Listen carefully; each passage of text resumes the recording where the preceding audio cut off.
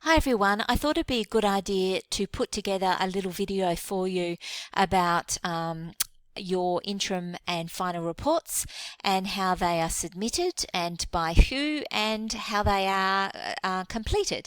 So I hope this answers some questions you may be having about your interim report. Firstly, you can actually access a copy of the interim and your final report via the student portal. Now they are watermarked and these are not the copies that your mentor teacher actually has to complete. It's a good idea that you have a look at these copies so you know exactly how you're going to be assessed while you are on placement. So where do you find them? Well, first of all, you need to go to the student portal and look up education placements. This is in the left-hand side of your screen. Once you've clicked on here, you'll see all the information that you need to know and understand before you head out on your placement. If you haven't been in this part of the student portal, I really recommend you getting on there and having a good look around. Scroll down and you'll see one of the headers which is preparing for your placement. And under here, you'll see placement expectations and requirements. Scroll down again and choose the degree and click on the relevant link. Once you've got there, you'll need to scroll down again and click on this unit, which is Edu 60015, and you'll see something that looks like the following document. Alright, once you open up this document, you'll see something that looks like this, and it's specific to your particular degree that you are doing. So it's the professional experience pre-service teacher information, and this is the first 4 or 5 pages of this document. You'll see that it provides you all of the information that you need to know regarding your responsibilities on the first page. And as we scroll through, you'll see that all the weekly expectations are listed. So what you need to do on day 1, what you need to be doing on week 2, week 1 and 2, and week 3 and 4, etc. all the way through.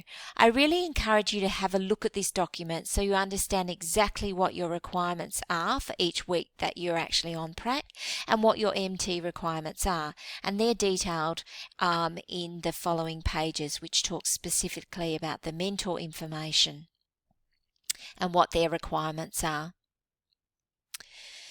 And finally, if you keep scrolling, you'll find yourself at the professional experience report, which is divided into 3 parts. The first part is the interim report. Part B is actually your final professional report, and Part C is a support plan. Things to remember is that your interim progress report is due on day 10 or as close to as possible. And then your final report is due immediately on day 20 or just after that you finish your prac. Now we understand schools and teachers are very busy people, and sometimes there's a day or 2 leeway either side. If that's the case, you need to keep communicating with your ELA so that they can inform the placements team, and we take a record of that. We know that they're coming in, they're a little bit late. That's very, very important. Otherwise, we will start sending you reminder messages. Now, the other thing also to remember here is that you have to submit your interim and your final report. That is a requirement of this unit, and if you do not do that, you cannot pass this unit, but more about that in a little while. All right, let's have a look at the part A, which is the interim report, which is the part that we're particularly concerned about in this video. All right, we're going to look in your interim report at the 3 domains of teaching, and it's professional knowledge, professional practice, and professional engagement. And for each of these, you'll be awarded either a satisfactory progress, a working towards, or a cause for concern. Now, given that this is your first placement, don't be too disappointed if you get some in this column or this column here. If you do get 1 or more causes of concern, then we will make sure that a support plan, which is part C, and I'll show you that in a moment, is actually completed. And that's between you, your MT and your ELA, and it will help you to come up with some strategies in the areas that you really need to focus on through your placement to get through it successfully.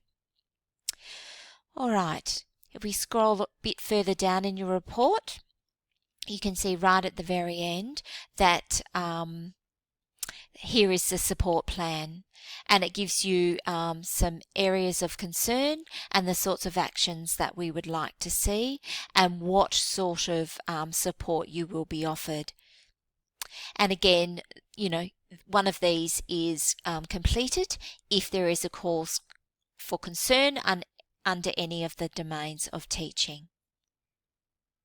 All right, so how do you actually submit this interim report? Well, head into assessments and then scroll down, and you can see that you have 3 different assessments you have to complete. Your e-portfolio, which is a pass-fail, your interim report, and also your final report, which is also a pass-fail. These all need to be submitted for this unit. Track down a bit further and you'll see that here you need to submit your interim report. And to do that, click on here and then browse my computer and actually find your file. So what that means is you need to get either an electronic or a hard copy of your interim report from your MT. They should sit down with you and go through that report, and it's your responsibility to ensure that you collect one from your mentor teacher so that you can then submit via Blackboard to me, and then I can read it and provide you some feedback.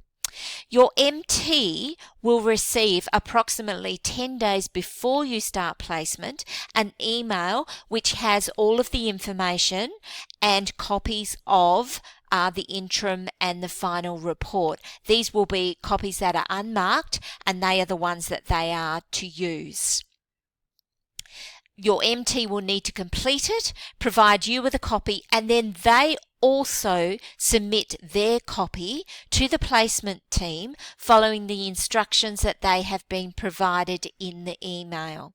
Now, there are a couple of quirks to the system, and one of these is that when the acceptance of placement form was completed, your school was asked to include the name of a mentor teacher, which is the person that you work with most of the time in their classroom, and they were also asked to provide a nominated contact for the school. Now, in not all cases is the nominated contact the mentor teacher, which may mean that email correspondence will go from the placement team to the nominated contact within your school. That nominated contact then needs to send the information to the mentor teacher. So you need to be aware of that. And there is an email that comes out from the placements team before you start prac to you, which actually lists who the nominated contact is in your school.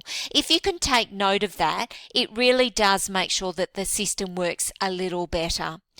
If your MT still can't find the documents, they've checked with the nominated contact, they have also looked in their junk emails, and so has the nominated contact, I suggest that they contact the placement team, because they can send out a new email with all of the information in it, which has links to the documents without a watermark. I do not have access to those particular documents.